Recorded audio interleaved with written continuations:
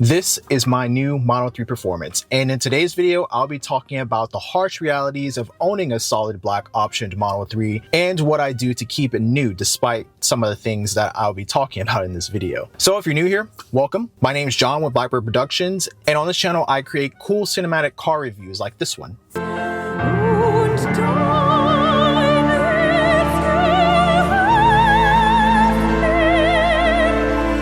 And also content like this, documenting my Tesla ownership. So if you're into that kind of stuff, I upload every week. So definitely consider subscribing and also leave a like on this video if you're interested in this sort of content. So, harsh realities of owning a solid black car. This actually is not my first black car. My first black car was actually a 2014 Honda Civic. I'll put a picture of that so you guys can see it. So I am accustomed to owning a black car, but if you don't know, or if you're new to the channel, I live in Texas, and Texas is a very, very dry state, and dust and pretty much everything in the air seems to stick to the car, especially if it's parked outside for any period of time. On top of that, when you're owning a black car, you get these swirl marks that appear up from time to time and light scratches that are much more pronounced on this color paint. The swirl marks, you get that from going through car washes, to my knowledge, but light scratches in general, that could really be from anything. So when it comes to owning a black car in general, that is something to expect. Next thing is rock chips. They're definitely more pronounced on this car, just because if you don't know, Tesla's solid black color is known as a soft paint, meaning that it's a very light coat paint, so it doesn't really take much to scratch it. So rock chips for sure will come up on this car. That's one of the reasons why I opted in to put PPF on the front of the car to protect it from those. And even the PPF is still not really doing the best job, but maybe I can talk about that in another video. The other thing that appears up on black paint, which not a lot of people talk about, is the streaking that you get from towels, which is kind of like a pet peeve of mine, like especially if you don't really have like good lighting. Like if you're waxing your car in a garage and it's not a very good lit area, then you'll miss out on like some of the streaks and things that you might get when you're waxing the car.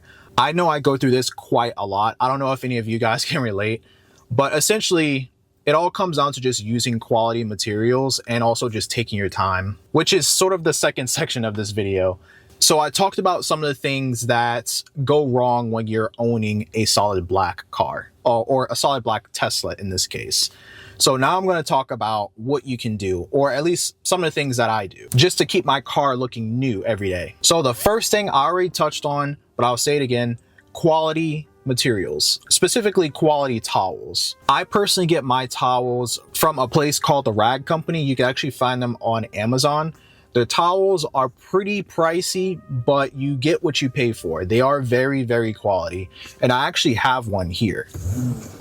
This is a towel that I use for the windows. So if I'm applying some Rain-X or some sort of window wax, I apply it with this towel. What I used to do actually was I used to just fold it into corners like this, to where it just sort of looks like a square, and just go over each window like this. And for every window I'll change. So I'll start by wiping it on this side, and then I might switch it around and wipe it on this side. And then if I run out of space, I'll just fold it backwards like this and just do it like that. So that's sort of like the rule of thumb when you're tackling on like just windows and also panels too. I don't have my waxing towel in this car, but it's sort of the same idea. The second thing I do is touchless wash. And you already heard me say this early on in the beginning, but stay away from car washes. Those cause swirl marks, and what happens is those bristles and things are just so harsh on the paint.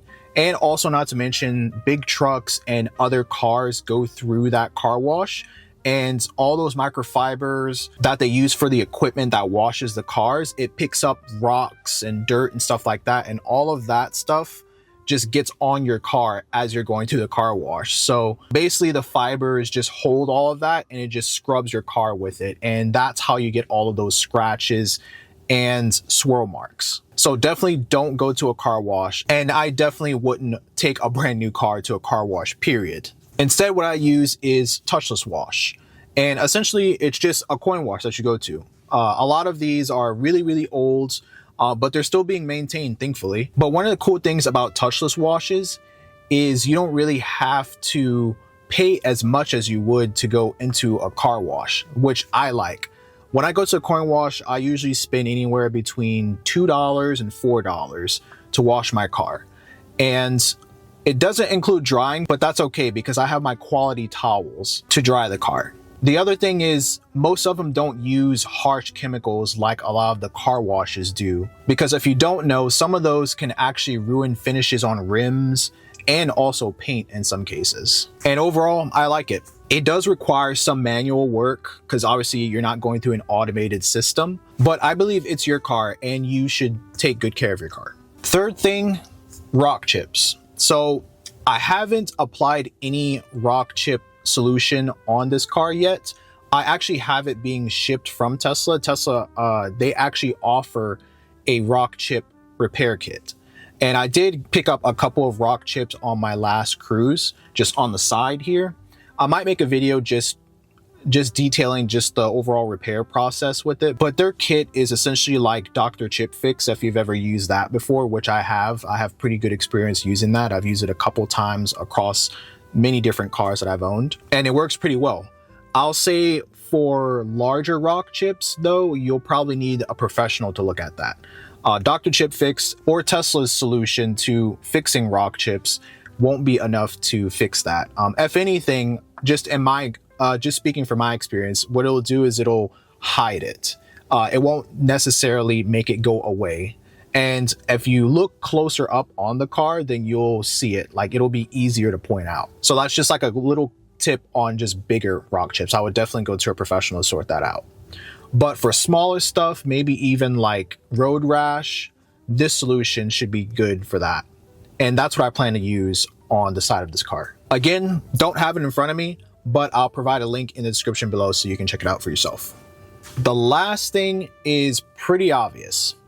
I have my car garaged, and I probably wouldn't have bought this car in the first place if I couldn't garage it. Keeping your car out of the elements in general is a good thing, especially if it's a Tesla, because what happens is, especially in the winter, if the car is outside for the majority of its life, then the battery will be impacted from that.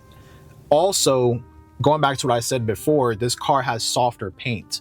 So all of those elements, all of the dust, pollen, all those toxic things that latch onto paint is immediately amplified with this car. Just because of, like I was saying, the car has very, very soft paint and it's very easy to scratch. And the paint layer is very, very thin. So you want to keep that in mind when you're looking or shopping around for a car like this. So that is the video. If you enjoyed it and thought my insight was helpful, definitely feel free to leave a like and also consider subscribing. Like I said, I make car reviews. I'm actually still working on my car review. I promise a car review is coming this month.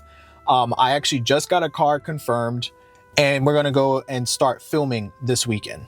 So can't wait for that. But for this month, it's definitely gonna be one car review. I know in some previous videos, I talked about just the upload schedule and stuff like that.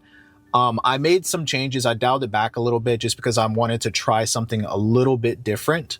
I'm actually working on launching another channel, potentially. I don't know for sure if I want to do it or not, but I'm not going to advertise it here just because it's going to be a totally separate thing that I'll be doing. But in terms of car reviews, I definitely want to stick to 2 per month. This month, however, like I said in my last video, it's just been slow just getting cars for review. And I'm still working on getting my production insurance just so I can have more car reviews with dealers and stuff like that. So for now, we'll have the 1 car review for this month. And then perhaps next month, I'll have 2 cars to review. Also, if you're in the Dallas area and you have a cool car that you wouldn't mind me reviewing or borrowing for a couple of days, feel free to reach out to me. My email is in the description and it's also in the about section on my channel page. You can check that out as well. So with that, this has been John with Blackbird Productions. Thank you so much for watching and I'll see you in the next video.